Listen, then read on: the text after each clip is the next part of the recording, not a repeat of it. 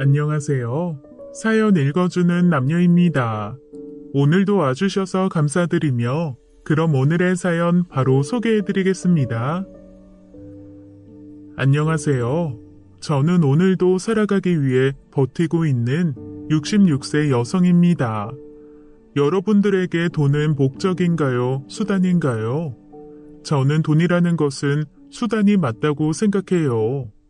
살아가기 위한 수단이죠.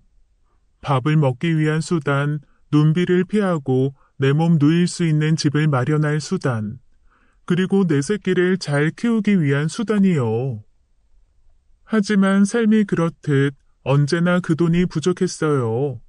그래서 조금 더 벌어보자는 마음으로 돈을 쫓다 보니 어느 순간 돈은 수단이 아닌 목적이 되더군요. 제가 그랬습니다. 분명 내 아들 하나 잘 키워보겠다고 돈을 벌기 시작을 했는데 어느 순간 제 인생이 돈을 벌기 위한 인생이 되어 있더군요. 사실 그 사이를 명확하게 구분하기란 쉽지 않아요. 가족들과 행복한 삶을 살기 위해 돈을 버는 건지, 돈을 벌어야만 행복한 삶을 살 수 있는 건지 말이죠.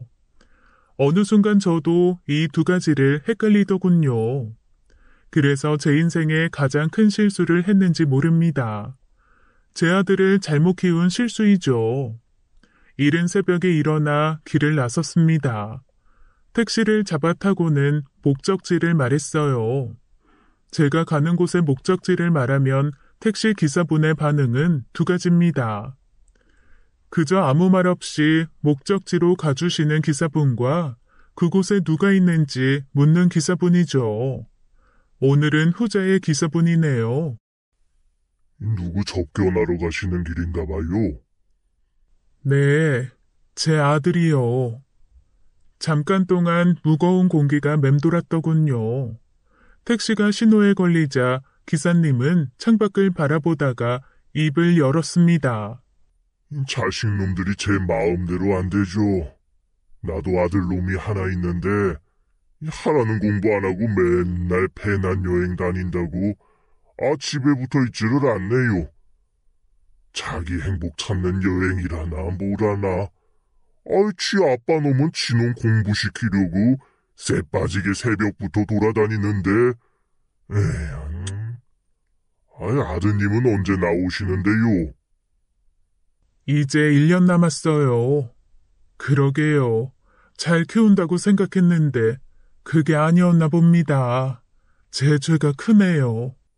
부모 마음 다 똑같아요. 자식 잘못하면 다 잘못 키운 자기 잘못이라고 탓하시는데 그러지 마십시오. 그게 어찌 여사님 잘못입니까? 다 잘못 커준 자식놈들 잘못이지.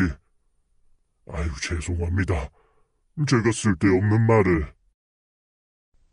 아닙니다. 어쩌면 기사님 말이 맞을지도 모릅니다. 제 아들은 교도소에 있어요. 죄를 짓고 2년형을 받았죠. 제 아들이 교도소에 있다고 말을 하면 다들 자기들 나름대로 저를 위로하는 말을 하다가 마침내 말끝에는 죄송하다며 사과를 하곤 합니다. 그분들이 죄송할 게 뭐가 있나요? 죄송할 사람이 있다면 죄 지은 제 아들과 그 아들을 잘못 키운 제가 죄송한 거죠. 그런데 말입니다. 제 아들은 돈 때문에 죄를 지었습니다. 자식들이 돈을 대하는 태도는 모두 부모에게서 배운다고 책에서 본 적이 있습니다. 그 말이 사실이라면 제 아들의 죄는 사실 제 죄인 거나 다름이 없어요. 어디서부터 잘못된 것일까요?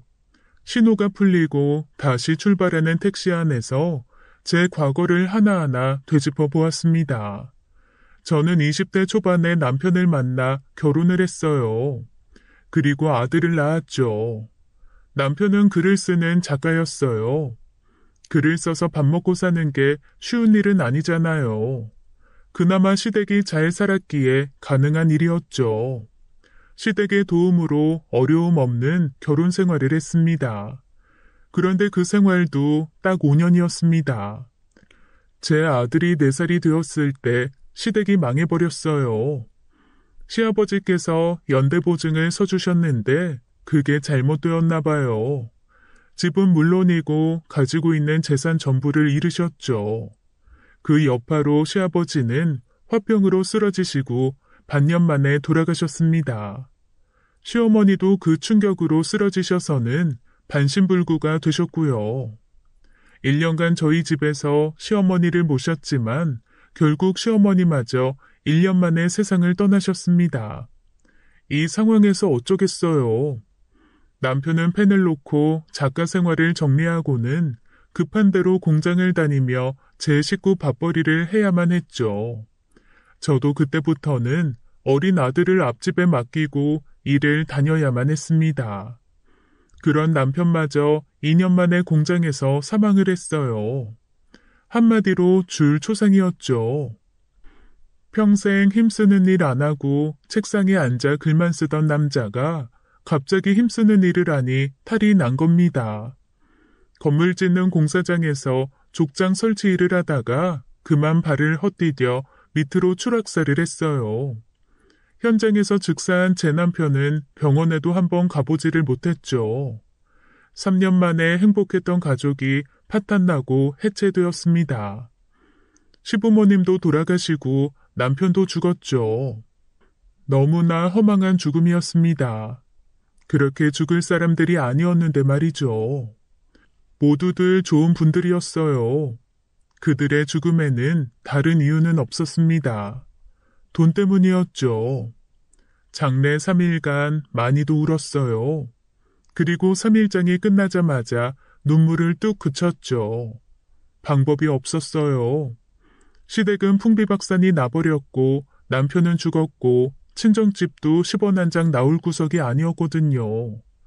이제 제가 벌어서 아들을 키워야 했고 제 스스로도 벌어 먹어야 했습니다. 하지만 세상은 만만하지 않더군요. 아들 입에 그저 밥 한 입 넣어주기 위해서 전쟁을 치러야 하는 게 이 세상이었어요. 남편의 죽음으로 인해 적지 않은 보상금을 받았습니다. 그걸 탐내는 이들이 꽤 많았죠. 그 중에는 내 남편 목숨값을 탐내지 말아야 할 사람도 있었어요. 적어도 사람이라면요. 재수씨, 이런 상황에서 할 말은 아니지만, 저희도 많이 힘든 상황이어서 이해해 주십시오. 무슨 이해요?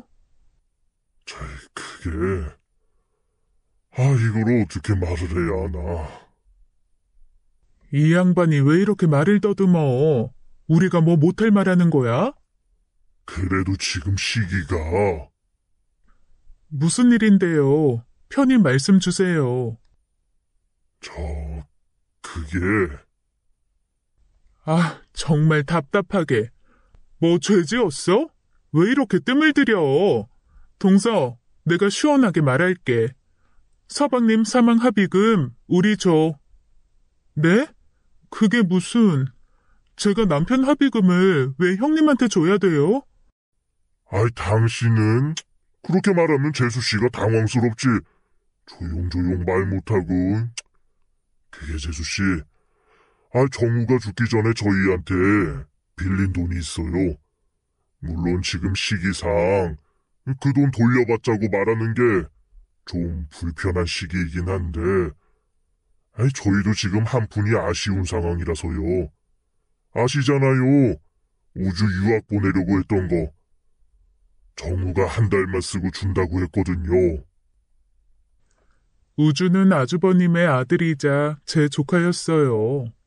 시부모님이 돌아가시기 전에 유학을 준비 중이었는데 시댁이 풍비박산 나며 모든 계획이 취소되었습니다. 그런데 제 남편이 죽은 지 2달 만에 조카 유학을 보내야 한다고 돈을 달라는 아주버님이었죠. 눈물도 아직 마르지 않은 제게 돈 이야기를 하는 뻔뻔한 아주버님과 형님 면상을 똑바로 쳐다보며 말했습니다. 남편이 아주버님에게 돈을 빌렸다고요? 동서 상황이 안타깝긴 하지만 우리도 녹록치 않은 상황이야. 내일까지 돌려주면 좋겠는데. 남편은 제게 이런 말을 한 적이 없었어요. 빌렸다는 그 돈 저는 구경도 못 해본 돈이었죠. 형님 말만 듣고 그 돈을 고스란히 줄 순 없었습니다. 무엇보다 제가 알고 있는 상황과 너무 달랐어요. 전 정우 씨한테 그런 말 들어본 적 없어요. 혹시 차용증 같은 게 있나요? 형제끼리 돈 빌리는데 누가 차용증을 써? 당연히 없지. 설마 지금 우리 말 못 믿는 거야? 내가 거짓말하는 것 같아? 동서, 조심해. 나 동서 손이 형님이야. 전 그 돈 들어본 적도 본 적도 없어요. 죄송하지만 정우 씨 사망 합의금은 드릴 수 없어요. 드릴 수 없어요? 힘들어 죽겠다고 매달려서 자식 유학 보낼 돈 빌려줬더니 이젠 못 준다고? 이거 완전 날강도네. 동서, 지금 서방님 죽었다고 막 나가는 거야? 막 나가는 건 형님이죠. 제 남편이 아주버님에게 돈을 빌렸다고요? 그럼 이건 뭐죠? 저는 거실장에서 남편이 챙겨둔 서류를 꺼내서 형님에게 내밀었습니다.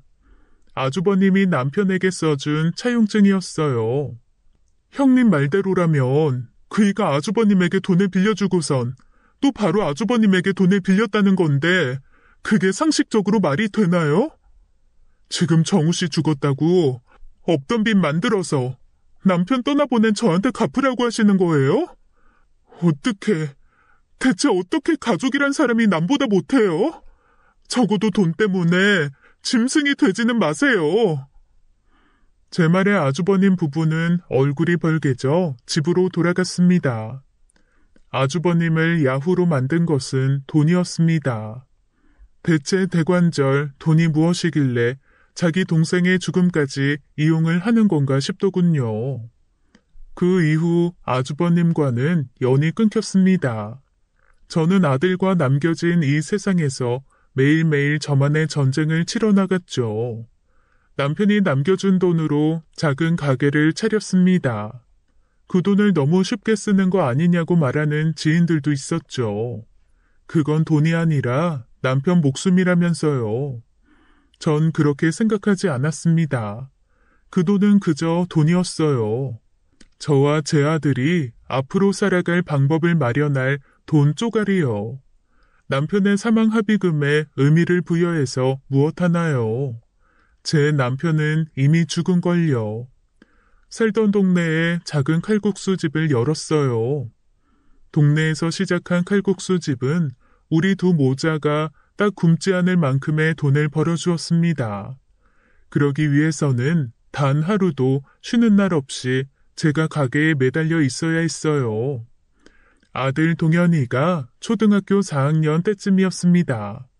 그때쯤 친정엄마가 암에 걸렸죠. 엄마 항암 치료에도 신경을 써야 했고 병원비며 우리 집 생활비며 돈 들어갈 구석이 넘쳐 흘렀어요. 그놈의 돈은 벌어도 벌기 무섭게 도망가 버리더군요. 저는 가게 일에 더 매진해야 했습니다. 하루도 쉴 수가 없었어요. 그렇게 아등바등 일을 하며 살아도 우리 식구 아슬아슬하게 먹고 사는 수준이었습니다. 다음 주에 운동회지? 엄마가 가게 하루 닫고 김밥 싸갈게.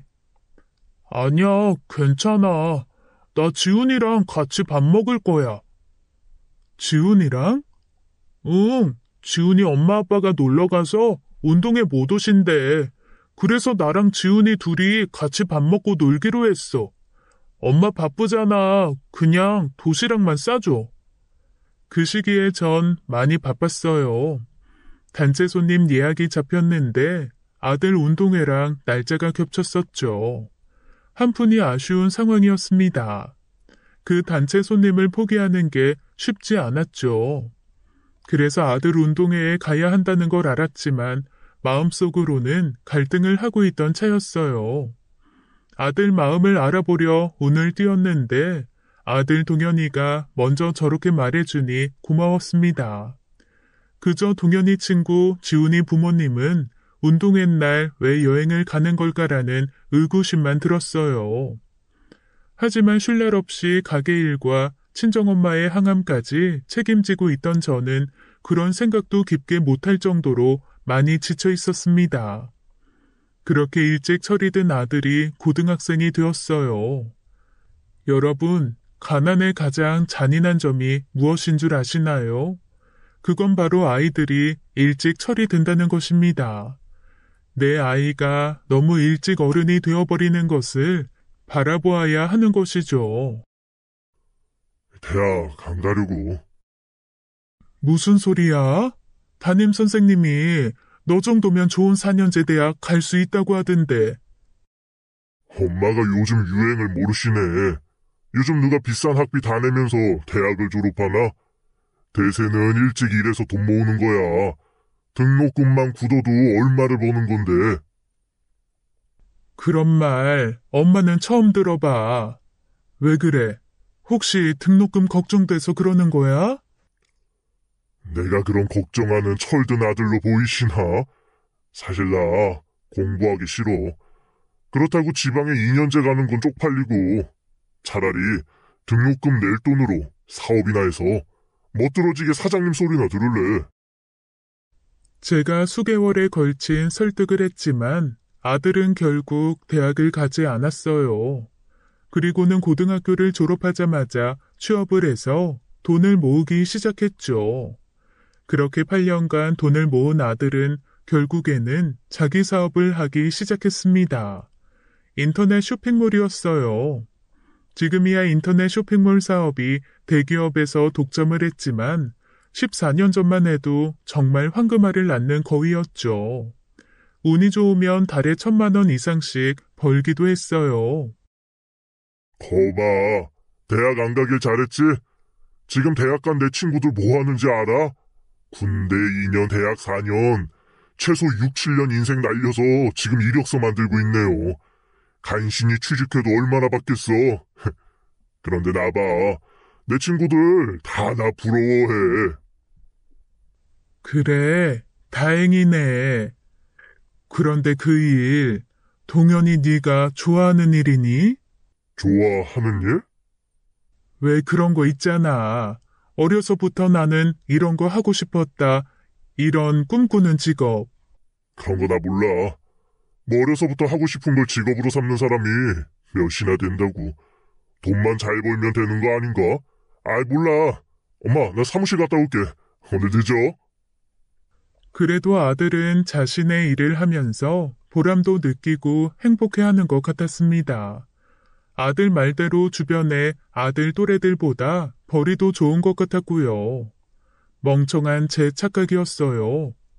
아들이 32살이 되었을 때 예비 며느리를 소개해줬어요.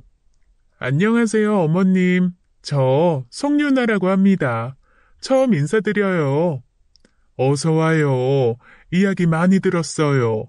어쩜 듣던 것보다 더 예쁘네요. 배고프죠? 식사부터 해요.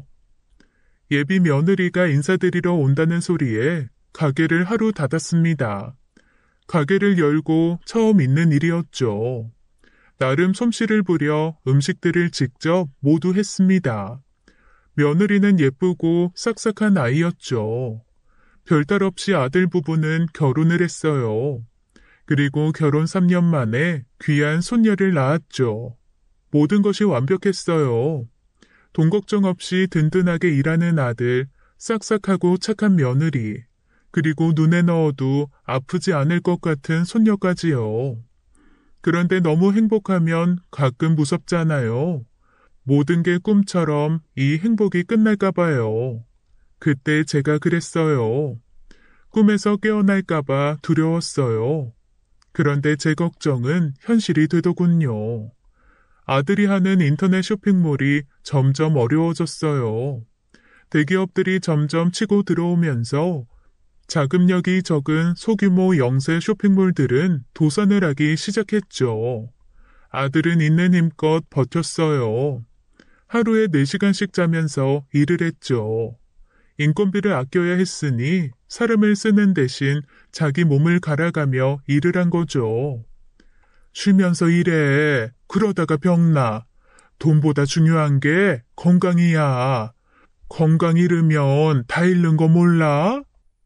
그건 모르겠고 지금 하는 일 날리면 내 인생 쫑 난다는 건 알아. 지금 내 건강이 중요한 게 아니야, 엄마. 내 쇼핑몰 살리는 게 1순위야. 건강을 잃으면 다 잃는 거라고? 지금 하는 일 망하면 그게 진짜 다 망하는 거야. 엄마는 돈 많은 사람들이 아픈 거 봤어? 건강도 돈이 있어야 유지되는 거야. 그런 말이 어딨어. 그러다가 쓰러지면 서아는 어쩔 거야? 몸 챙겨가면서 일해. 설령 잘 안 되면 다음 기회를 살리면 되지 않니? 다음 기회? 엄마는 진짜 아무것도 모른다. 몰라도 너무 몰라. 엄마, 우리 같은 사람들한테 두 번째 기회는 애초에 없어. 누가 그러더라. 달리다가 넘어지면 일어나서 다시 달리면 된다고. 그거 다 개소리야. 우리 같은 사람들 한 번 넘어지면 그걸로 인생 끝이야. 다시 일어날 힘 따윈 없다고. 마음이 아팠어요. 제가 잘났다면 아들이 저런 생각을 하지도 않았을 텐데 말이죠. 아들은 어려움을 극복하기 위해 수많은 은행 빚을 냈고 제가 그동안 모아둔 돈과 집을 담보로 대출을 받아 써야만 했습니다. 아들은 살기 위해 말 그대로 배수진을 친 거였죠. 아들은 너무나 위태로워 보였습니다. 걱정이 되었죠. 하지만 제 걱정이 무색하게 아들은 어려움을 극복했어요. 새로운 아이템을 찾고 다듬어 자본을 앞세운 대기업들의 물량 공세를 이겨냈죠. 거봐요. 걱정 말라고 했잖아요. 우린 기회가 한 번뿐인 인생이잖아. 그래서 수많은 기회를 가진 저 사람들보다 더 단판 승부에 강해. 왜냐고? 우리 목숨 걸고 하거든. 이 말을 하며 웃는 아들을 보는데 이상하게도 제 마음속에서 눈물이 나더군요. 그렇게 1년이 지났습니다. 어느 날 아들에게 전화가 왔죠. 엄마, 혹시 나 급하게 5천만 해줄 수 있어요? 5천만 원? 무슨 일이 있어? 그런 큰 돈은 지금 당장은 없는데. 그래, 알았어. 별일 아니니까 걱정 마, 엄마. 아들은 전화를 끊었고 그 뒤 전화는 계속 통화 중이었어요. 아마 다른 사람들에게 돈을 구하는 중이었나 봅니다. 큰일이 난 것 같아 며느리에게 전화를 했죠. 네, 어머님. 동현이한테 무슨 일 있니? 혹시 하는 일이 잘 안 된 거야? 그게요, 어머님. 며느리가 설명해준 상황은 너무나 충격적이었습니다. 아들이 개발한 아이템이 소비자들에게 나름 큰 인기를 누렸나 봅니다. 그걸 본 대기업 인터넷 판매업체에서 똑같은 제품을 내놓은 것이었죠. 인지도 면에서나 홍보 규모에서 아들 쇼핑몰은 상대가 되지 않았어요. 처음부터 게임이 되지 않는 싸움이었습니다. 말도 안 돼요. 제가 먼저 시작한 아이템인데 이렇게 똑같이 베껴서 만드는 게 어디 있어요? 여보세요? 여보세요? 그 사람들이 뭐라고 하니? 개새끼들. 그냥 전화 끊어버렸어. 법적으로는 아무 문제 없는 거라고. 억울하면 법으로 따지라네. 그런 몹쓸 인간들이 있나? 그래, 좋아. 법으로 따지라면 못할 줄 알아? 하라는 대로 해줘야지. 아들은 해당 업체에 항의를 했지만 해당 업체는 아들의 연락 자체를 무시하더군요. 법적으로 싸움을 해보려고 했지만 돈도 없고 법 지식도 없는 아들이 대기업이 갖추고 있는 수많은 변호인단을 이길 방법은 없었습니다. 하지만 아들은 굴하지 않았어요. 스스로 관련 법을 공부하고 내용 증명을 보내고 소송을 걸고 했죠. 그 기간이 무려 1년이었어요. 긴 싸움이었지만 아들은 결국 승소를 했죠. 하지만 피해 보상금은 너무나 적었습니다. 소송으로 인해 1년간 일을 제대로 하지 못했는데도 말이에요. 그 사이 아들이 시작한 쇼핑몰 아이템도 인기가 사그라졌죠. 아마 대기업 쇼핑몰은 이걸 노린 것 같았어요. 어차피 소송 기간은 길고 인기 아이템의 수명은 짧다는 것이요. 소송에서 이겼지만 아들이 얻은 것은 아무것도 없었습니다. 이후 아들은 다시 2시간씩 자며 쇼핑몰을 유지하려 노력했어요. 그러다가 결국 쓰러지고 말았죠. 혈압도 너무 높고 간 수치도 매우 나쁩니다. 일 좀 줄이시고 잠을 충분히 주무세요. 스트레스 받지 마시고요. 고작 39살의 젊은 여성 몸이 저보다도 나쁘더군요. 힘들겠지만 네가 신경 좀 써다오. 제가 말한다고 듣나요? 자기 건강 자기가 챙기는 거죠.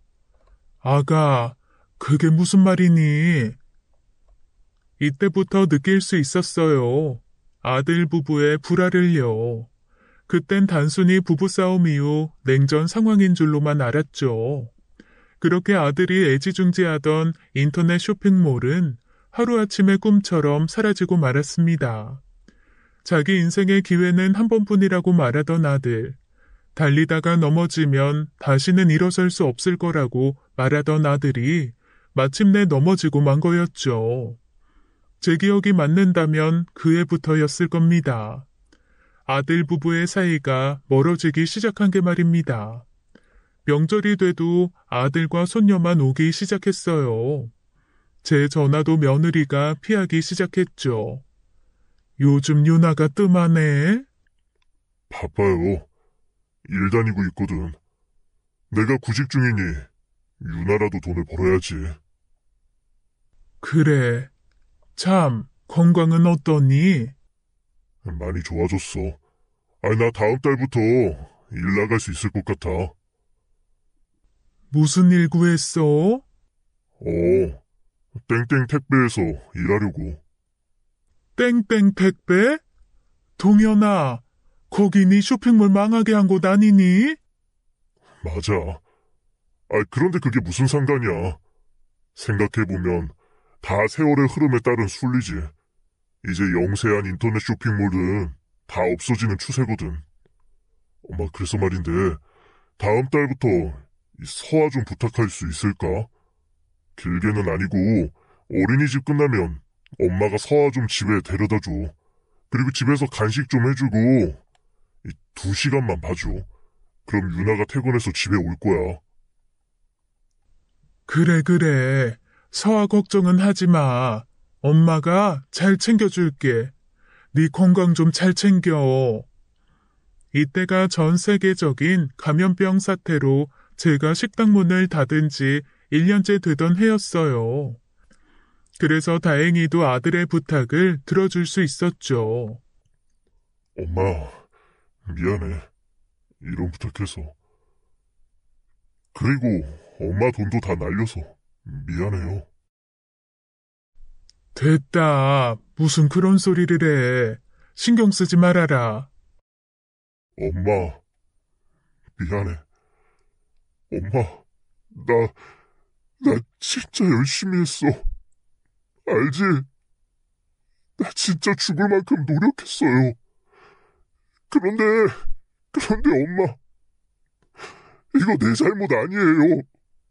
나 진짜 최선을 다했어. 그래. 내가 다 안다. 갓난쟁이였을 때 이후로 한 번도 아들이 우는 걸 본 적이 없었어요. 그런 아들이 제 품에 안겨 눈물을 흘리더군요. 엄마, 나 이제 너무 힘들어. 어쩜 좋을까 우리 아들. 그래, 이제 쉬어가자. 산 사람들 어떻게 다 사라지는 거야. 네가 모든 짐을 다 짊어질 필요는 없어. 아들을 위로해주고 집으로 보냈습니다. 그날 밤은 잠에 들 수가 없었죠. 그날 이후부터 손녀가 어린이집이 끝날 시간에 맞춰 아들 집으로 찾아갔습니다. 서아가 어린이집에서 끝나면 집으로 데리고 가서 씻기고 간식을 만들어주고 책을 읽어주었죠. 그리고 아들 부부가 퇴근하면 먹을 저녁을 준비해두며 며느리를 기다렸어요. 하지만 5시쯤 일이 끝난다는 아들의 말과 다르게 며느리 퇴근 시간은 밤 10시가 넘었습니다. 오늘도 늦었구나. 일이 많이 바쁘니? 네가 고생이 많구나. 죄송해요, 어머님. 그리고 저녁 식사 준비는 안 해주셔도 돼요. 서아 봐주시는 것만 해도 감사한데. 저녁까지 준비해두시면 제가 너무 죄송해요. 신경 쓰지 말아라. 가만히 앉아있기 뭐해서 하다 보니 하게 된 거다. 서아는 씻고 9시쯤 잠들었어. 계속 엄마를 찾더구나. 저도 일찍 들어오려고 했는데 일이 바빠서요. 너 혹시 술 마셨니? 아, 네. 가볍게 회식이 있었어요. 빠질 수가 없어서. 이후 일찍 귀가를 한다고 제게 말을 했지만 며느리는 한 번도 집에 일찍 들어온 적이 없었습니다. 매번 술을 마시는지 술 냄새가 났죠. 회사를 다니는 건지 술집을 다니는 건지 진한 화장에 딱 붙는 짧은 원피스 옷차림은 애엄마라고 보기 힘든 모습이었어요. 하지만 특별히 잔소리를 할 수는 없었죠. 다들 힘든 시기였으니까요. 그러던 어느 날 손녀가 이상한 말을 했습니다. 할머니, 할머니. 응, 서아야, 왜? 우리 엄마랑 아빠는 이상해. 뭐가 이상해? 둘이 말을 안 해. 나하고는 말을 하는데. 아빠랑 엄마는 둘이 말을 안 해. 아들 부부집을 드나들며 저도 느끼는 부분이었어요. 며느리가 예전과는 분위기가 많이 달라졌죠. 가끔 아들이 일찍 집에 와서 아들을 보고 가면 며느리와 아들 사이에 이상한 기류가 흘렀습니다. 견디기 힘든 어색한 공기가 그 둘 사이를 가로막고 있었죠. 며느리를 불러서 이야기를 해보았어요. 요즘 동현이하고는 어떠니? 뭐 똑같죠. 저는 다음날 출근 때문에 서아랑 일찍 자고 동현 씨는 택배 일 때문에 늦게 퇴근하니까 집에서 마주할 시간이 거의 없어요. 사이는 좋니? 저번에 보니 각방 쓰는 것 같던데. 동현 씨가 늦게 집에 오니까 저 깨우는 거 싫다고 작은 방에서 자는 거예요. 저는 서아가 무섭다고 해서 서아 방에서 같이 자는 거고요. 그럼 둘 사이는 괜찮은 거지? 어머님, 몇 번을 말씀드려요. 저희 집에서 마주할 시간도 없어요. 사이가 좋고 나쁘고 할 것도 없다고요. 딱 부러지게 말하는 며느리의 말투에서 저는 며느리가 대답하지 못하고 회피하는 제 질문의 대답을 들은 듯 했습니다. 제 아들과 며느리가 사이가 좋다면 나올 수 없는 모습이었죠. 제 아들과 사이가 나쁘니 제 질문에 예민하게 반응을 하며 대답을 회피하는 것이었어요. 그리고 그런 제 불안은 겨우 한 달 만에 현실이 되었습니다. 어머님, 저희 이혼해요. 이제 서아 어린이집 픽업 안 해주셔도 돼요. 서아 데리고 친정집에 가 있을게요. 그게 무슨 말이니? 이혼이라니? 동현이가 무슨 잘못했니? 아니요, 아무 잘못 없어요. 그런데 왜 이혼을 해? 잘못을 해야만 이혼을 하나요? 아니니? 네. 그럼 왜 이혼을 하니? 이제 서로 사랑하지 않아요. 남보다 낯설고 한 집에 있는 게 숨막혀요. 그런데 어떻게 같이 살겠어요? 무슨 이유로 그러는 건데? 사랑해서 결혼한 사람들이 남보다 낯설고 한 집에 있는 게 숨막힌다는 건 다 이유가 있는 거 아니겠어? 왜 그래, 응? 이유 알려고 하지 마시고 그냥 이혼한다는 것만 아시고 서아 유치원에 데리러 가지 마시라고요. 무슨 연유인지 며느리를 설득했지만 소용없었어요. 그때 아들이 집으로 돌아왔죠. 이유를 말 못하는 거겠지. 동현아, 이게 다 무슨 일이니? 엄마, 저 사람 바람났어. 뭐? 바람? 그래, 바람. 자기 대학 동기랑 바람나서 아주 가는 곳마다 영화를 찍고 다니더라. 그래, 말 잘했네. 어머니, 이제 이유 아셨죠? 저 다른 남자 생겼어요. 궁금증 풀리셨죠? 야, 하나만 물어보자. 너 그 놈이랑 언제부터 붙어먹은 거냐? 내가 망하기 전이야, 후야? 그게 무슨 상관인데? 지금 내가 가난해졌다고 이러는 거냐고. 그래서 바람난 거냐고. 아니, 당신이 싫어진 거야. 그 지긋지긋한 열등감 때문에. 열등감? 그래, 열등감. 이것 봐. 이혼하겠다고 하니까 바로 나오는 이유가 가난이잖아. 정확하게 말해줄까? 정확한 이유는 당신 뼛속까지 퍼져있는 그 지긋지긋한 가난이라는 병이 싫은 거라고. 나까지 없는 것 같아. 그래, 당신 가난했었어.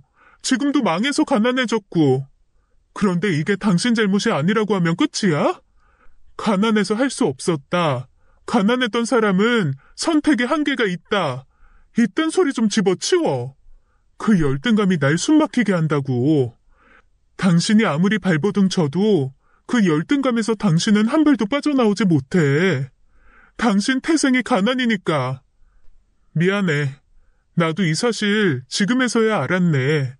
진작 알았다면 당신하고 시작도 안 했을 텐데. 그냥 처음부터 잘 살지 그랬어. 어? 잘 좀 태어나지 그랬냐고. 요즘에는 개천에서 용도 별로라고 하더라. 그런데 개천의 가재 물방개 인생이 당신 인생 정말 지긋지긋해. 아들을 향해 소리치는 며느리의 말에 제 가슴이 쿵하고 내려앉더군요. 마치 저를 향해 소리치는 듯 했어요. 그때 손녀 방문이 스르르 열렸습니다. 며느리 큰 소리에 손녀가 잠에서 깬 거였죠. 엄마, 화내지 마. 내가 잘못했어. 엄마. 하지만 이성이 마비될 만큼 서로에게 화가 난 아들 부부의 부부싸움은 그칠 줄 몰랐습니다. 소리를 치며 서로를 비난했죠. 손녀는 그 소리에 더 크게 울었어요. 뭐들하는 거야? 어디서 소리를 지르면서 싸워? 니들이 부모야? 아가, 이리 온. 괜찮아. 김서아, 이리 와. 잠바 입어. 내 딸이야. 집에서 한 발자국도 못 나가. 그러셔? 어디 그래봐. 서아도 당신처럼 뼛속까지 가난이 박힌 열등감 패배자로 살게 될걸? 지독한 상처가 되는 말이었어요. 그 말에 아들은 입을 열지 못했습니다. 며느리는 서둘러 손녀에게 겉옷을 입혀 데리고 나가려고 했어요. 저는 그런 며느리를 막지 못했습니다. 어른들끼리의 싸움이 더 커져서 손녀가 상처를 받을까봐 걱정이 되었거든요. 우는 손녀를 안아주며 옷을 입혀주었습니다. 우리 아가 엄마 따라가서 있어. 이 할미랑 아빠는 나중에 다시 보자. 알았지? 울지 말고. 그렇게 며느리는 짐을 챙겨 집을 나가버렸고 아들 부부는 이혼을 하게 되었습니다. 손녀 서아는 아들이 키우기로 합의를 했어요. 대신 2주일에 한 번씩 전 며느리가 서아를 만나기로 했죠. 아마도 이혼 후 딸을 데리고 가서 내연남과 새 출발하기에는 부담이 되었나 보더라고요. 못된 년, 지 자식까지 팽개치고. 아들은 이혼 뒤 폐인이 되었습니다. 다니던 회사도 그만두었죠. 일어나. 3시가 넘었는데 아직까지 자니? 아유, 이게 무슨 냄새야. 대체 얼마나 마신 거야? 머리야. 언제까지 이러고 살 거야? 왜 인생 끝난 사람처럼 굴어? 서아 안 키울 거야? 어서 일어나. 서아 유치원에서 돌아올 시간이야. 사람들이 그러더라. 요즘 세상에 이혼이 무슨 대수냐고. 너도 그래. 이혼이 무슨 흠이니? 당당하게 이제 네 인생 살아. 엄마, 내가 곰곰이 생각을 해봤는데 서아 엄마 말이 맞는 것 같아. 무슨 말? 그 뼛속까지 가난병에 걸렸다는 거. 내가 진짜 그랬던 것 같아. 그래, 사업하다가 한 번 망했지. 그래서? 나 다시는 재기 못할 거라고 생각했어. 그런데 아닌 것 같아. 정말 내가 열등감 패배주의에 찌들어 있어서 그런 생각한 것 같아. 곰곰이 생각해보니까 다시 일어설 방법이 아주 많더라고. 그래, 잘 생각했다. 인생에서 딱 한 번의 기회를 주는 게 어디 있겠니? 아무리 불공평한 게 인생이라지만 누구나 다시 시작할 수 있는 기회는 있는 거야. 우리 아들 잘 생각했다. 그래, 맞아. 돈? 벌면 되잖아, 그까짓 거. 그렇지? 그래, 맞아. 그러더니 아들은 벌떡 일어나 씻기 시작하더군요. 아들이 다시 되살아난 것 같아 기뻤지만 묘한 아들의 얼굴 표정에서 걱정이 되었던 것도 사실입니다. 하지만 제 우려와 달리 아들은 다음 날부터 달라지더군요. 처음에는 새로운 구직 자리를 구하기 위해 돌아다니는 듯 했어요. 하지만 나중에 알고 보니 아니더군요. 새로운 사업 준비 중이야. 사업? 아니 돈이 어디 있어서? 요즘 누가 내 돈 가지고 사업하나? 아이디어와 아이템만 있으면 투자받는 거지. 투자? 어떻게? 누가? 천천히 물어봐. 요즘 돈을 은행에 넣어두면 똥 되잖아. 그래서 진짜 부자들은 이곳저곳 투자할 곳 찾아다니는 게 일이야. 내가 끝내주는 아이템을 생각해냈거든. 엄마 두고 봐. 이제 엄마 인생 고생 끝나게 해줄게. 내가 왜 진작에 이런 생각을 못했나 몰라.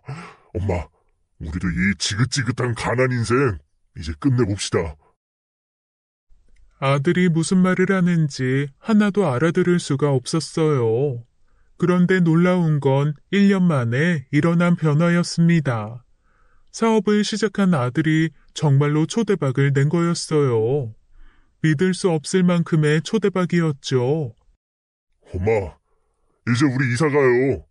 이 지긋지긋한 반지하 빌라도 쫑이에요. 갑자기 이사라니.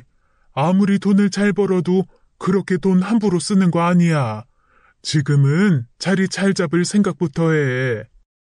아이고, 김 여사님, 걱정도 많으십니다. 제가 얼마 버는지 아세요? 그깟 아파트 얼만데, 뭐 한 10억 하나? 10억? 농담도 참. 얘가 왜 이래? 엄마 아들, 예전에 동현이가 아니야. 지금 초대박 난 기업 대표라고. 엄마, 아무 걱정 말고 이사 준비나 해요.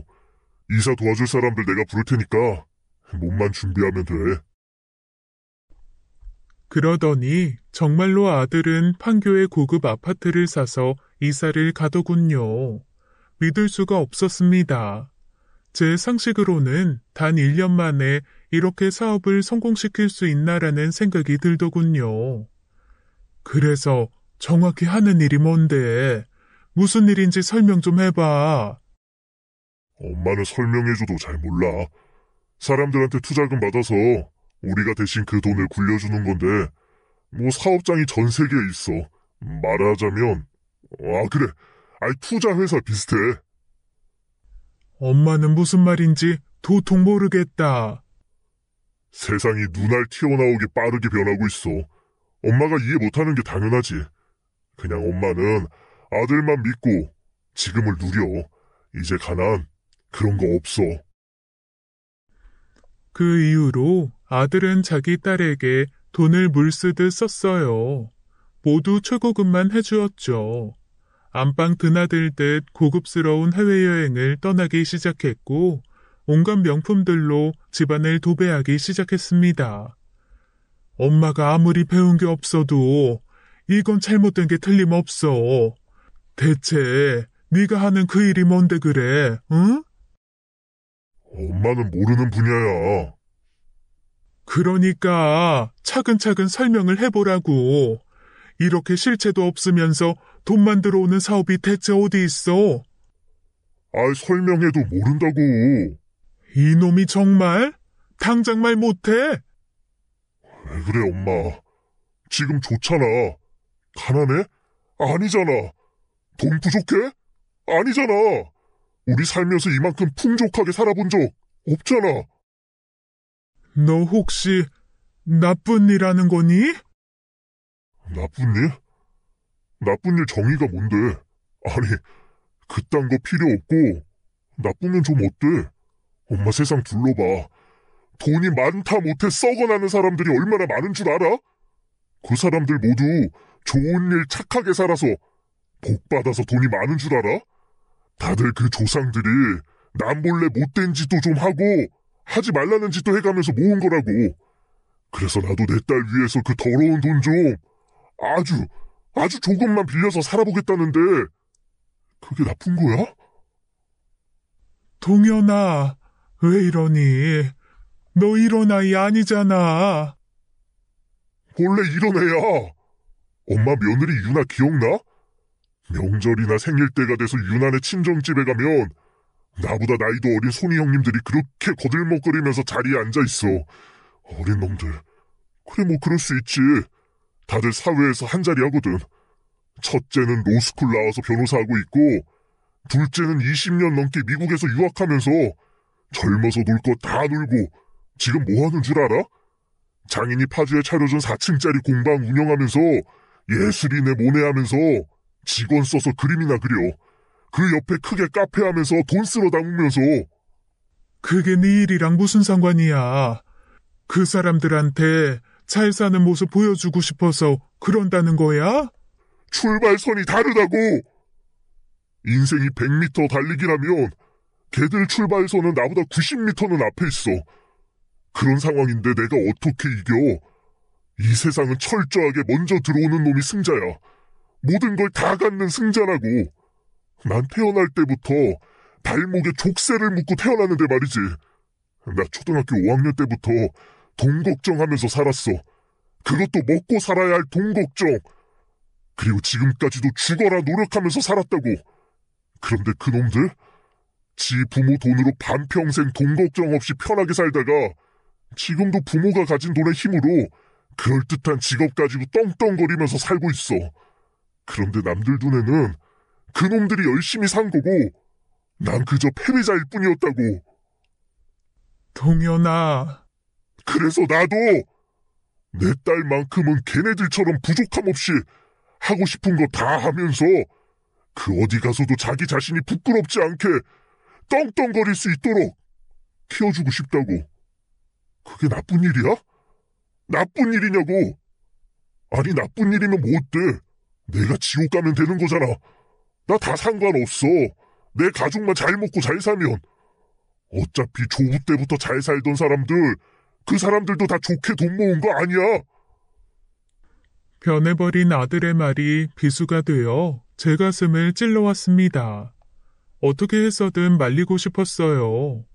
길을 완전히 잃은 내 아들을 찾아오고 싶었습니다.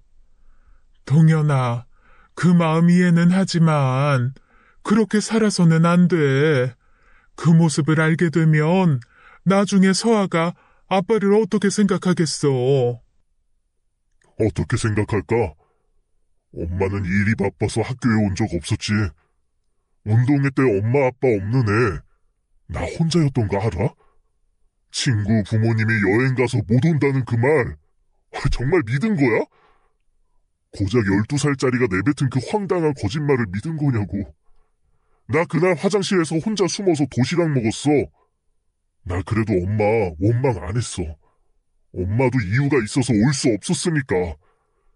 다른 친구들 메이커 옷 입고 다닐 때 나 언제나 시장표 짝퉁 옷 입고 다녀도 원망 안 했고, 그렇게 가고 싶은 대학 못 가서 고졸로 내 인생 끝나도 집 밖에서 울다 들어올지언정 엄마 원망 안 했다고. 그런데 내 딸한테는 그런 아빠 안 될 거야. 가장 좋은 옷 입혀줄 거고 하고 싶은 거 다 하게 해줄 거야. 그러니까 나한테 이래라 저래라 간섭하지 마. 아무리 엄마라고 해도 절대 안 참을 거니까. 못 참겠으면 엄마가 나가. 엄마가 미안해. 정말 미안해. 그런데 아무리 못 배우고 잘 모르는 엄마라도 지금 이건 아니야. 이건 절대 아닌 거야. 그래, 이 집 나가마. 그런데 서아도 데리고 나갈 거야. 이렇게 키울 수는 없어. 저는 그 길로 손녀를 데리고 제가 원래 살던 집으로 돌아왔어요. 아들이 길길이 날뛰었지만 유치원이 끝나자마자 제가 손녀를 데리고 나와 제 집으로 가버렸습니다. 아들의 마음을 어떻게 돌려야 할지 알 수가 없었어요. 제가 손녀를 데리고 나와 버린 이후 아들에게 매일 전화가 왔죠. 하지만 손녀를 돌려보내지 않았어요. 아들도 제 집에 찾아와 억지로 손녀를 데려가지는 않았습니다. 천성 자체가 착한 아이였어요. 자신이 지금 하는 일이 나쁘다는 것을 본인이 가장 잘 알고 있었을 겁니다. 그래서 손녀를 데려가지 못하는 거였겠죠. 할머니, 아빠는? 아빠는 당분간 일이 바빠. 그래서 지금은 아빠 마음이 많이 복잡한가 봐. 금방 다시 돌아올 테니까 걱정 마, 서아야. 복잡한 게 뭐야?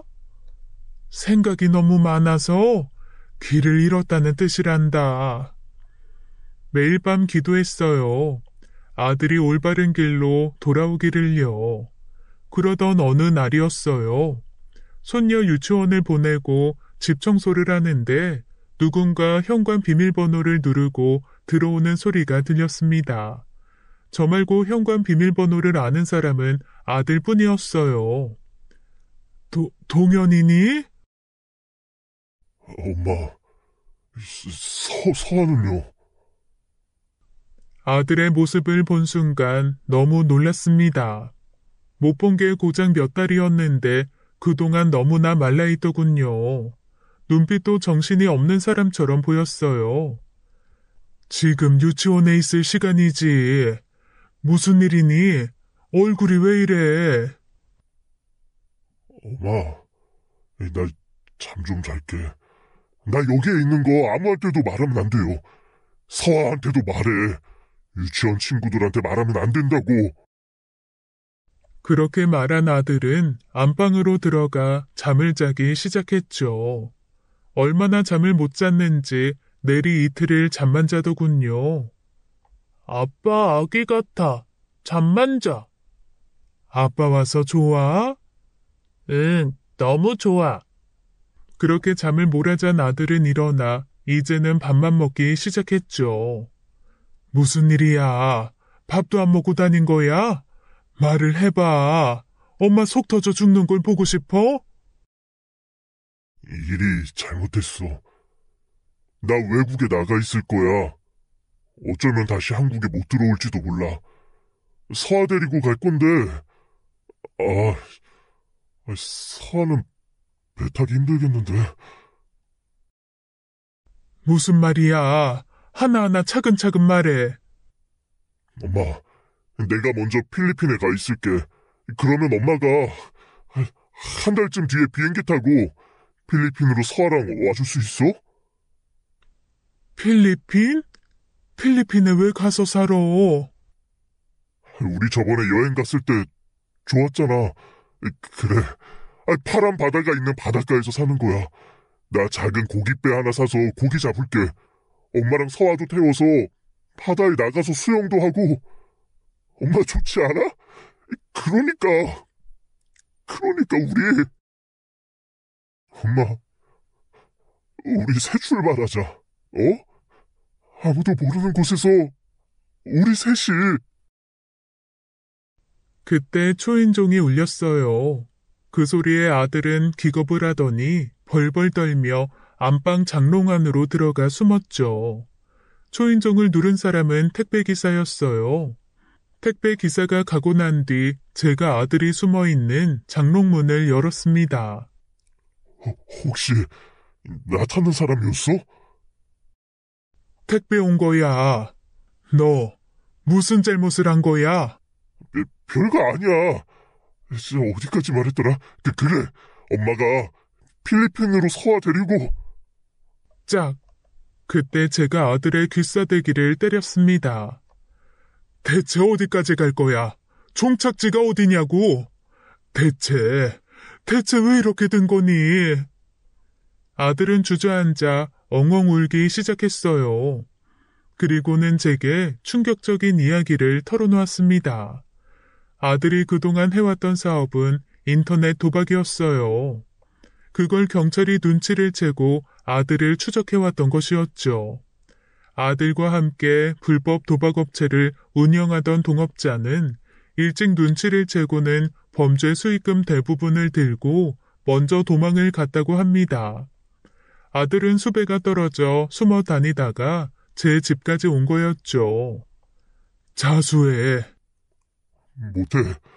인생 밑바닥까지 찍었는데 감옥까지 가라고? 절대 그렇게 못해. 감옥 가면 서아는 어떡해? 그럼 경찰 피해서 필리핀으로 도망가서 살면 서아 제대로 키울 수 있겠어? 그럼 어떡해? 방법이 없잖아. 왜 없어? 자수하고 용서 빌어. 그리고 다시 시작해. 동현아, 제발. 다시 시작하긴 뭘 다시 시작해. 이렇게 구질구질하게 사는 거 싫어. 그럴 바엔 차라리 죽는 게 낫다고. 그때 다시 누군가 초인종을 눌렀습니다. 저는 당연히 택배 기사님이라든지 우체부 정도로 생각했어요. 아들 동현이도 방금 전에 택배 기사를 겪어서인지 아니면 저와 언쟁을 해서 감정이 격해져서인지 조금 전처럼 숨지는 않더군요. 누구세요? 문을 여는데 문 밖에 건장한 남자 4명이 서 있었습니다. 서에서 나왔습니다. 김동현 씨 모친 되시죠? 그때 남자 중 한 명이 제 뒤에 있는 아들을 보고는 소리쳤습니다. 아이, 김동현이다. 에이, 잡아!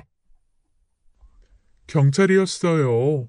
제 뒤에 서 있던 아들을 발견한 경찰은 제 집으로 달려들어와 아들을 제압하고 수갑을 채웠죠. 김동현 씨, 불법 도박장 개설 및 사기 혐의로 긴급 체포합니다. 변호사를 선임할 수 있고. 그 순간 모든 게 멍해지더군요. 아무 소리도 안 들리기 시작했죠. 아들은 도망가기 위해 발버둥치고 4명이나 되는 형사들이 그런 아들을 단단히 붙잡았어요. 아들은 그대로 구치소에 들어갔다가 징역 2년형을 선고받았습니다. 인터넷 불법 도박 사이트를 개설해서 운영을 했고 청년 사업가 행세를 하며 투자 사기까지 벌였더군요. 아들은 구속된 이후 단 한 번도 제 면회도 받아주지 않았어요. 그렇게 1년이라는 시간이 흘러갔습니다. 그러던 어느 날 아들이 처음으로 접견을 받아주었어요. 이제 찾아오지 마. 그 말 하려고 만나준 거야. 서아는 궁금하지도 않어? 잘 지내? 아프진 않지? 혹시 나 찾아? 그걸 말이라고 하니? 네가 걔 아빠인데 안 찾겠어? 엄마가 나 대신 잘 좀 키워줘. 네가 어서 나와서 키워. 그리고 이거 봐. 이게 뭐야? 저는 대답 대신 유리병 너머에 있는 아들에게 제 핸드폰에 있는 영상 하나를 보여주었어요. 얼마 전 손녀 서아가 친구의 초대를 받아 친구 집에서 하는 생일 파티에 놀러 간 적이 있었습니다. 그때 손녀 친구의 엄마가 찍은 동영상이었죠. 영상에서는 서아 또래의 아이들이 5명 정도 나왔습니다. 다들 친구 방에 옹기종기 모여 놀고 있더군요. 넌 이 세상에서 뭐가 제일 좋아? 난 차가 이 세상에서 제일 좋아. 얼마 전에 우리 아빠가 새 차 샀는데 진짜 좋다? 엄청 빨라. 바보냐? 차보다 비행기지. 너 비행기 타본 적 없어? 너네 둘 다 바보야. 돈이 최고야. 우리 엄마가 그랬는데 돈 없으면 거지처럼 산다고 했어. 돈이 뭐가 최고냐? 부자들 집에는 돈을 1,000개도 넘게 가지고 있대. 그리고 공장에서 맨날 돈을 계속 만들 수 있대. 그렇게 널리고 많은 게 뭐가 대단하냐? 난 싫어. 그럼 넌 뭐가 좋은데? 당연히 할머니랑 아빠지. 이 세상에 하나뿐이 없잖아. 나도 엄마 아빠야. 그리고 영상은 끊어졌죠. 서아 친구의 엄마가 너무 귀여운 모습이라고 해서 보내준 영상이었어요. 유리창 너머로 그 영상을 한참을 보던 아들이 고개를 숙이더군요. 그리고 이어서 어깨를 들썩이며 눈물을 흘렸습니다. 반성하고 나와. 그리고 다시 살아. 서아는 그때까지만 엄마가 봐주고 있을게. 그럼 또 올게. 그날 이후 아들이 조금씩 바뀌었죠. 제 접견 신청을 거부하지 않았습니다. 교도소가 은근 생각 정리하기에 좋은 곳인 것 같아. 좋은 곳은 아니지. 그래, 올 곳은 아니지. 그래도 규칙적으로 생활하다 보니까 마음도 많이 편해진 것 같아. 밥도 생각보다 잘 나오고 난 매일 콩밥만 주는 줄 알았는데 아니더라. 요즘은 운동도 하고 있어. 체력이 있어야지 출소 후에 일을 하잖아. 그래, 잘 생각했어. 성실하게 옳게 살다 보면 설마 우리 세 식구 굶기야 하겠니? 그리고 내가 사기친 사람들한테도 사죄를 해야지. 점점 변해가는 아들의 모습을 보며 그제야 저도 웃을 수 있었죠. 아직 출소가 1년이 남았지만 모범수로 지내면 좀 더 빨리 나올 수 있지 않을까 하는 기대도 했습니다. 그렇게 시간이 흘러갔고 드디어 아들이 출소할 날이 다가왔죠. 나가면 따뜻한 곳에서 살고 싶어. 외국 나가서 살까? 따뜻한 나라들. 난 요즘 추운 게 너무 싫더라. 서아는 외국 좋아할까? 엄마는? 나가서 영어도 배우면서 살면 좋잖아. 나는 뭐 할까? 따뜻한 나라 바닷가에서 살면서 어부할까? 그래, 그것도 좋겠다. 엄마, 나 하고 싶은 게 너무 많아. 그래, 하나씩 다 해보자. 계산을 해보니 아들이 출소할 때쯤이 겨울이었어요. 그래서 따뜻한 패딩과 목도리를 미리 사두었습니다. 출소한 아들에게 주려고요. 그리고 며칠 뒤 한 통의 연락을 받았어요. 김동현 씨, 모친 되시나요? 네, 제가 동현이 엄마입니다. 누구시죠? 지방 검찰청이에요.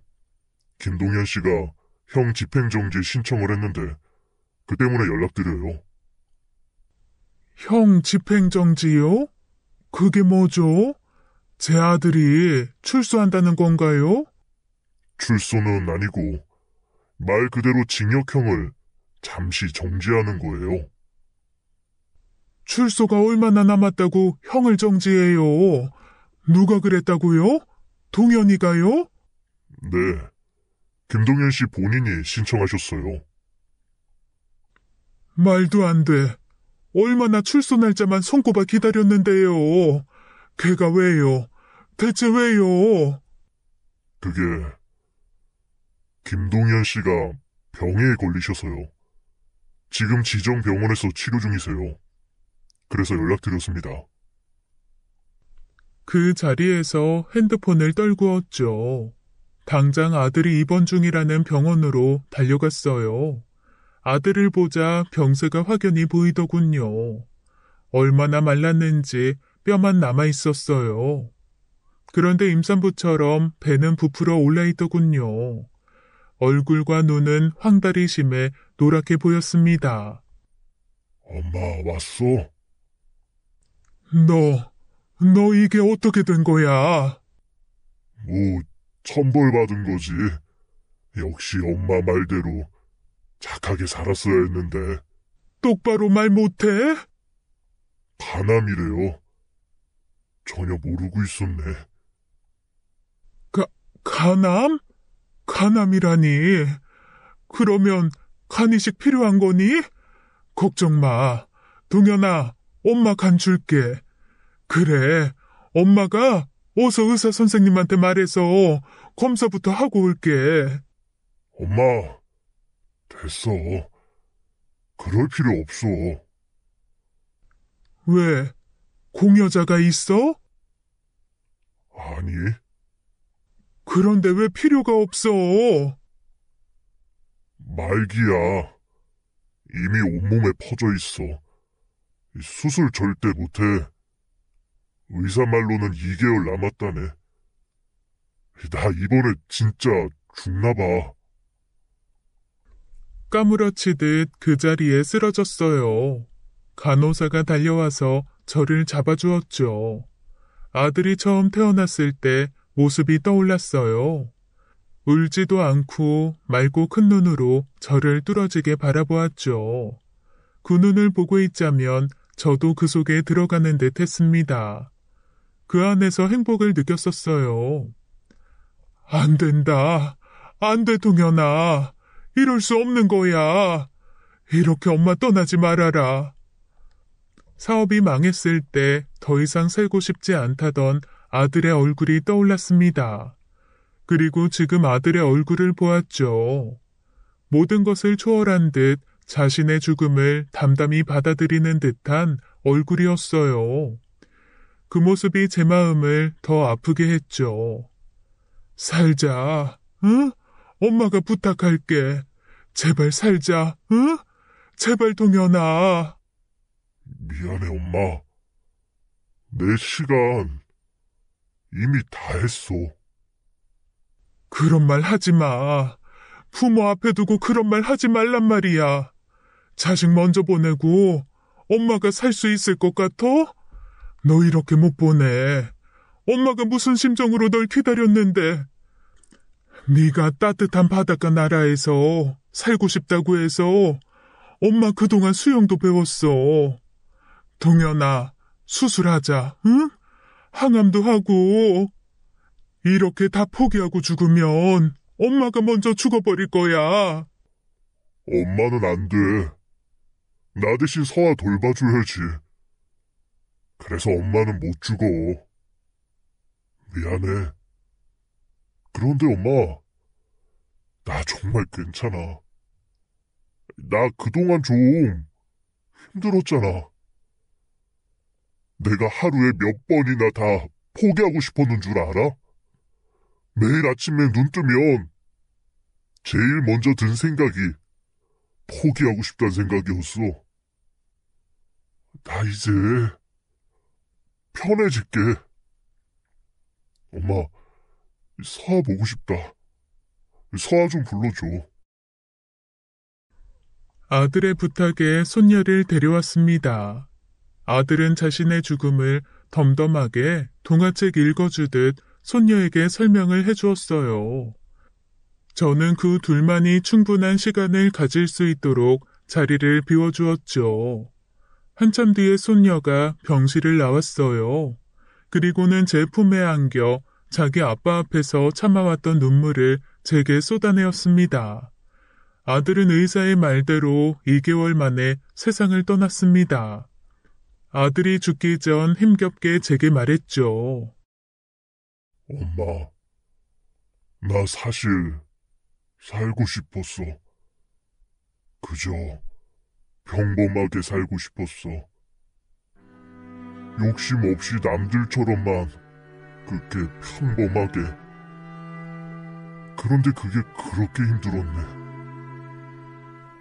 엄마, 서아 좀 부탁해. 그렇게 제 손으로 아들의 눈을 감겨주었습니다. 그래, 수고했다. 수고했어. 수고했다, 내 아들. 억수로 수고했다. 네가 다 했다.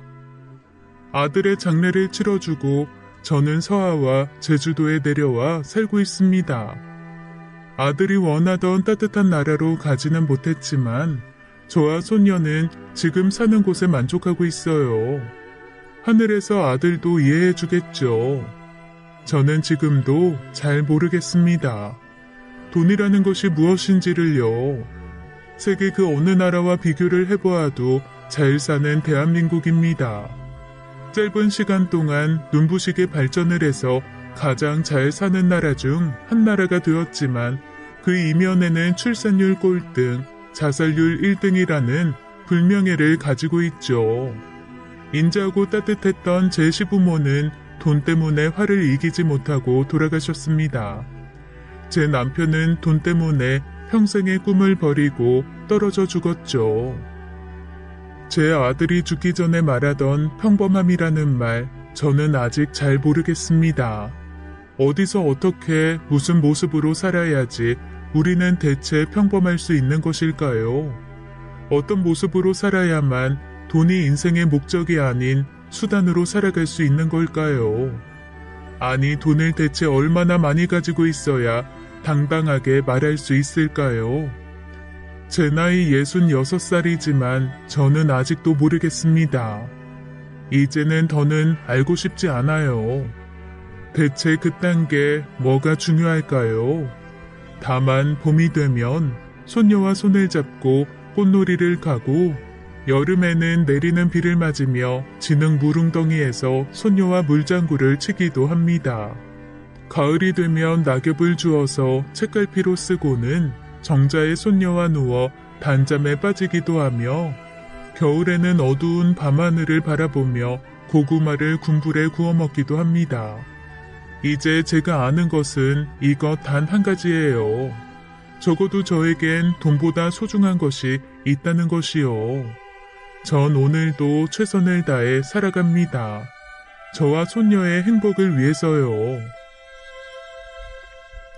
지금까지 사연 읽어주는 남녀였습니다. 끝까지 시청해주신 여러분 감사드리며 저희는 다음 사연으로 돌아올게요. 감사합니다.